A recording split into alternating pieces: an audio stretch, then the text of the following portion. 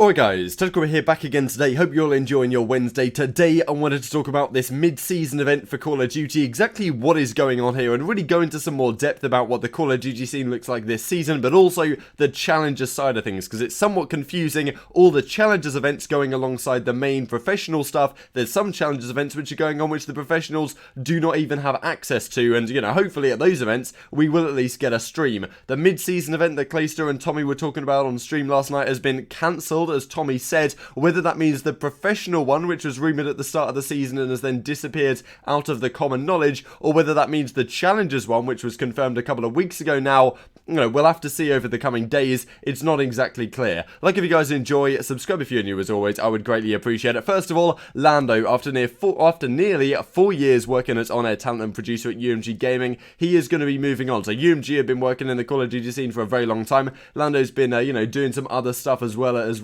Call of Duty for sure, and now he's going to be moving on. I'm not exactly sure where his next steps are, but he's been around Call of Duty a long enough time. I thought it was at least worth a mention in today's video. Then there's this as well, a couple of people pointing this out to me on Twitter, and Abel saying, interesting. RST says, what's going on? I need your vibe in 10s, got some Fugazi around me. And Abel said on stream a couple of days ago, like, his contract it's going to be kind of difficult to get out of, but he has had some offers from other teams, so it's going to be intriguing to see what goes on going forwards. Like, maybe other teams want an Abel on their squad. Right now the Surge aren't looking to have him on the team, but he did say on stream that, he doesn't feel like he was putting in as much effort as he could have been. He definitely could have been taking things to the next level in his gameplay more generally, so we'll have to see how exactly that affects the team going forwards. We've talked about that Seattle Surge team in a numerous depth. So then we've got this team. We talked about Train Hard yesterday with Sukri leaving the squad. Supposedly he didn't really want to, Whalers didn't really want to be around him. Thanks to those of you who pointed that out in the comment section of yesterday's video below. Whalers, Hydra, Defrag, Keza and Brezzy, a possible team together under Train Hard.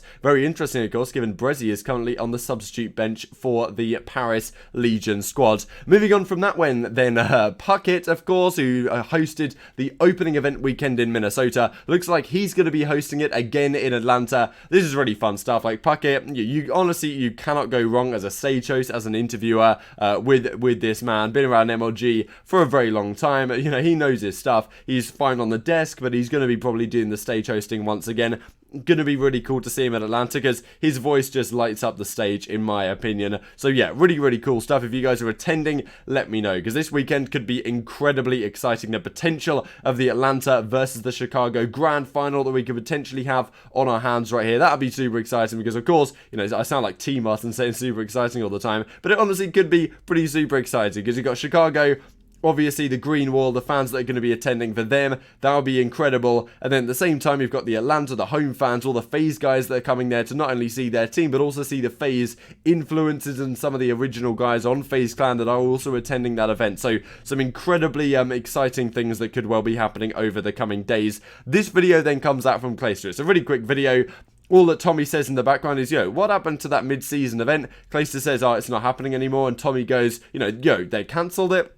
That's all he says. Before we get into this, just wanted to mention that Clayster then says this just afterwards. Wow, I think we just had a breakthrough. No clips of anything I said taken out of context and posted on Reddit today. Let's go. And then someone quotes this tweet that Credit CDL Intel did, of course, the video we just looked at. And then Clayster's like, come on. So yeah, this maybe slightly implies that what he said in this video isn't entirely accurate. But in all honesty, it's pretty clear, especially from what Tommy says as well. So let's dive into some detail here. Firstly, I wanted to look at exactly what's going on the Challengers side of things. Hopefully this is pretty much audible, visible even on screen. So look, this is what we've got.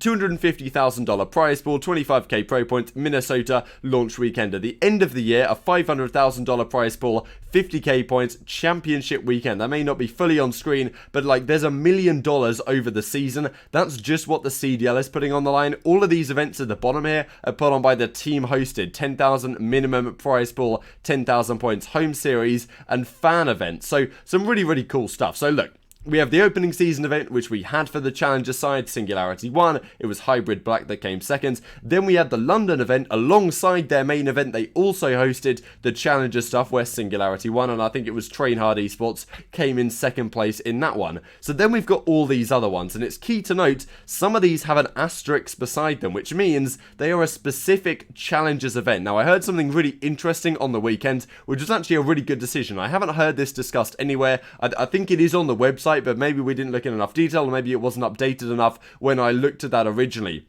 Effectively, what's going on here, because typically what's happened in Call of Duty, if you're an amateur team and you have the money, you have the resources, you have the backing, you go to every single event throughout the season, and if you win, then you keep going to more and you keep racking up pro points. The teams that don't have the financial backing, they can't go to every single one and, spend all that money. So effectively, the richer teams are the ones that get the pro points by the end of the season. What happens this season is out of all of these events, only your top 2 placings matter. So if you're Singularity, you win Minnesota, you win London, all they have to do is win another one of these, whichever one they want to attend, maybe in London, maybe in Paris, somewhere close to them, so they don't have to fly over to the States. All they have to do is win that, and they effectively get first place in 2 of them. That's as best as you can possibly do. None of your results of the other ones matter, meaning you don't have to attend, meaning it makes it more accessible for amateur teams to not have to attend all these. So if you attend London, you come top 3, then you attend like Los Angeles or whatever, for some reason you're over there, and you come top 3 at that one, for example, then those top 3 placings, you can be like, okay, that's good enough. I'll take the 2 top 3s, then you'll rank all the teams depending on how well they did at their best performances.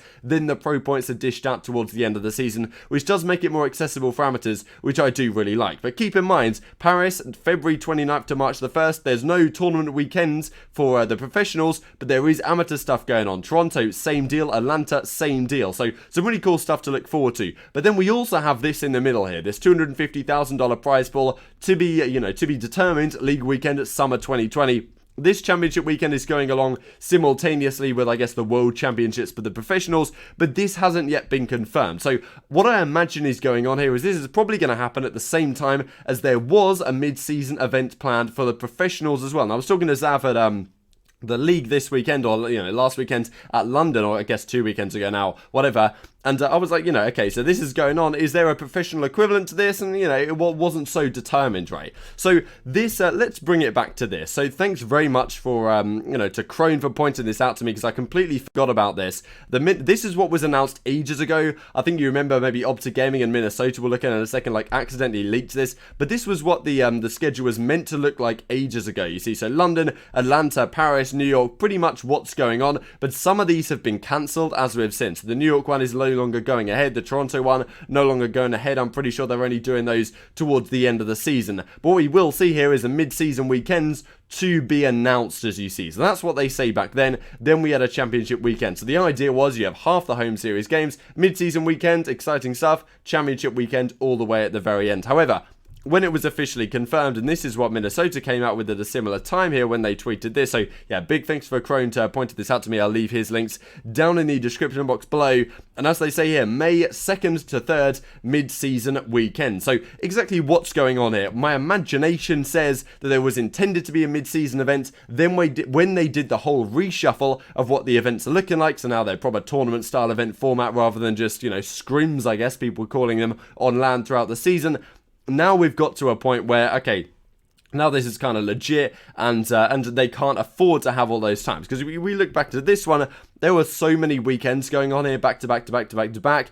This was crazy in theory. It's not happening now in quite the same way. We have less of those events, but there are still quite a lot of back to back to back events. Doesn't look like the mid-season happening. If it does happen, it's going to be for the challenger side. That's the question really. When Tommy says, yo, they cancelled it, does that just mean the mid-season event that was planned, as we saw in this image I just looked at, or does that mean the challengers one, which they announced kind of recently? I imagine it's the professional one, given it was Clayster and Tommy talking about it, but that's just my opinion. Leave yours down in the comment section below, as I'm sure you will. So this is what's going on. London, Atlanta, Los Angeles, Dallas, Chicago. These are kind of the, obviously the dates here, right? So we have Chicago. A week later, we have Florida, 11th to 12th of April. Then a week after that, we have Seattle, 18th to the 19th. So we have back to back to back events here. 4 in a row. And I was thinking this, I was like, okay, when are they going to do a mid-season event? Makes sense if it's going to be pretty much middle of the season to do it after Seattle, before Minnesota, which does line up with what we saw here from Minnesota ages ago, saying it was May 2nd to the 3rd. Right after which they have a home series event. Pretty much what's happened here is that we have these back-to-back, just because the ones that were between those dates got cancelled by the home teams, because we've heard things like New York and Toronto potentially saying, look, we have to run our events for Overwatch and Call of Duty. Like, we don't have enough time to do 2 in a season and do 2 Overwatch League in a season. So, like, yeah, we don't have enough time for this. Cancel them in the first half of the season, but still New York and Toronto are going ahead in the latter half. So I imagine around here somewhere, which is not right now on this CDL schedule, there was going to be some sort of mid-season event, which they're not doing anymore, but I do believe they will be going ahead with it for the Challenger size. And also you can find things here. So the New York home series, this is later on, right? So the timeline we just looked at was after Seattle, pre-Minnesota, having a mid-season event potentially in here, which doesn't seem like it's going ahead any longer. Then we still have this All-Star weekend going on a little bit later. Not exactly sure what's going on here. Still says details coming soon, but this is late season. This is post, June the 7th, pre-June the 20th. So effectively the weekend between those, which I guess would be the 13th to the 14th. Maybe they'll just do a one-day thing. There's an they call it a weekend, so I guess it is a 2-day thing. Some sort of all-star weekend, just a couple of weekends before they have the World Championship. So this is what I imagine is going on. I'd be intrigued to hear your thoughts down below. I do not reckon by any means they're going to, backtread on what they released here, because this was released not too far ago. $1 million prize pool across the season, and also some additional money being put into the pot by the home series organizations themselves. This is really, really cool stuff, to be honest. A little bit disappointed we don't get this mid-season event, as has been talked about, talked about a while ago, but I'm pretty sure it wasn't really on people's radars regardless. So at the end of the day, it's probably not a big deal. A couple of things to mention then before we finish off the video. Just saw this on Twitter as well from Dylan, and also I think Arcity's made a tweet on this. This was effectively him laying down here in this room. This is on St. Petrograd, one of the back rooms, kind of near one of the hard points. When these chairs spin around, if you get hit by one of them, you just die immediately, which is pretty crazy. Like, this clip's pretty crazy enough, and obviously he's attempting to do it here, so he dies. Whereas this clip from Arcity's, this was just a middle of the game scenario, and he just gets absolutely smoked by a chair, and Silly somehow gets the credit with it halfway across the map. So yeah, he wins this gunfight right here, goes to lay down behind the table, the chair starts spinning, and he just die straight away. Kind of a funny glitch, that's the way it works.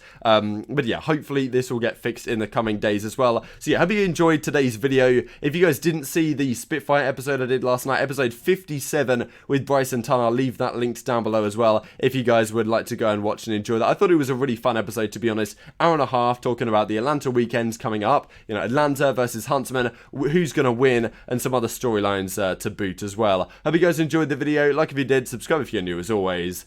I'll see you next time.